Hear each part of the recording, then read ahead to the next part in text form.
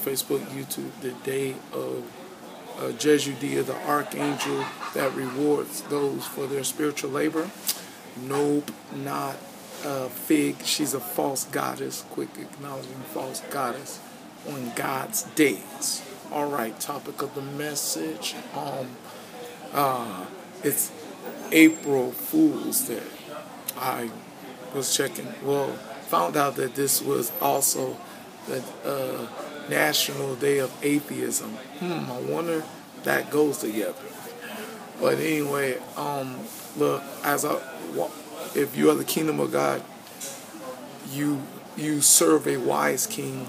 You should not be participating in anything that has something to do with fools. See what I'm saying? Yeah. All right. Topic of the message. Well, the thing is, funny thing about, it's April Fool's. I was wanting to do this message about the idea of, allowing the topic of the message is the reality of allowing men or allowing people to define you. Allowing. That's the key word of this message. Allowing people to define you. It's just, to me, I was at Starbucks. God was doing this, meditating on this message. I was meditating on this message on Starbucks. And I was like, shaking my head. Words cannot describe how foolish it is to allow men to define you, people to define you. You know what I'm saying? Look, I'm finna, set the ideal straight of why you shouldn't.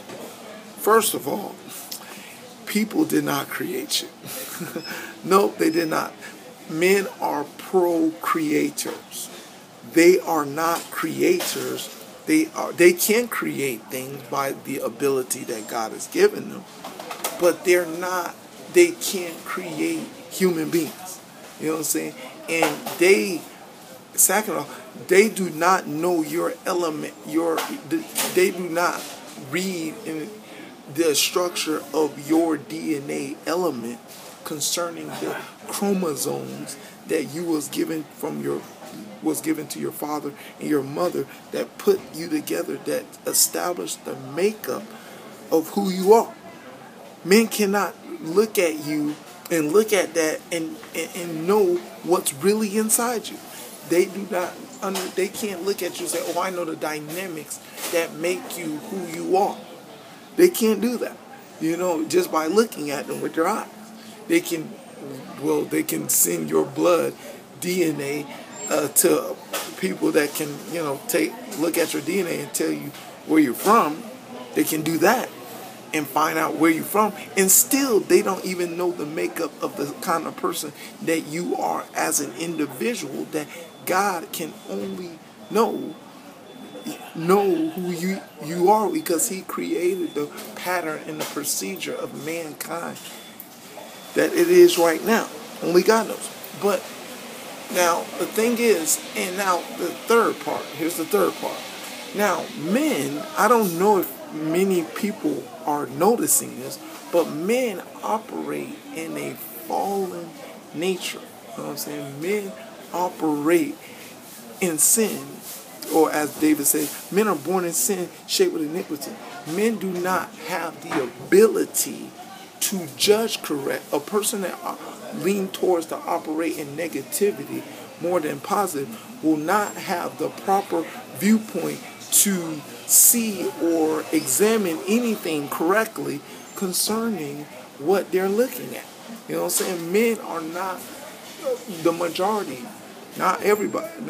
I'm telling you, the majority of men in this world, or people in this world, are not at the proper position to judge anything correctly, because they are more leaning towards to operate in an incorrect system, that is this world system, and they accept things to be negative. They accept things to be negative. they do things negative, and they allow, like I tell people, it's sad when you look at the Washington, the Lighthouse, and you see, and I see people vote and place people that in a system that, I mean, how many presidents you got to see to know that this is a scam, concerning this country, to make believe that they can really help better something is ridiculous that people are falling for. Fools. And the thing is, and think that you can put somebody else in there to help the situation is mind-blowing to see that foolish activity to continue.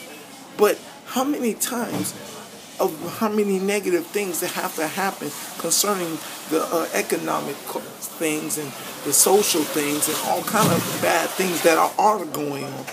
How many times that has to happen to show that this system is not a good system good system, and for people to be involved in the system, that is not going to work, and you should not really participate in it. You should tell them that these people need to start obeying that God they trust in, and the God that's in the Pledge of Allegiance that our country is underneath it, because it said one nation under God. You know what I'm saying? They need to follow His guidance in His direction, but they're putting rules in the law of things that are contrary of Him, like abortion and same-sex marriage. And you are following this folly system, and you are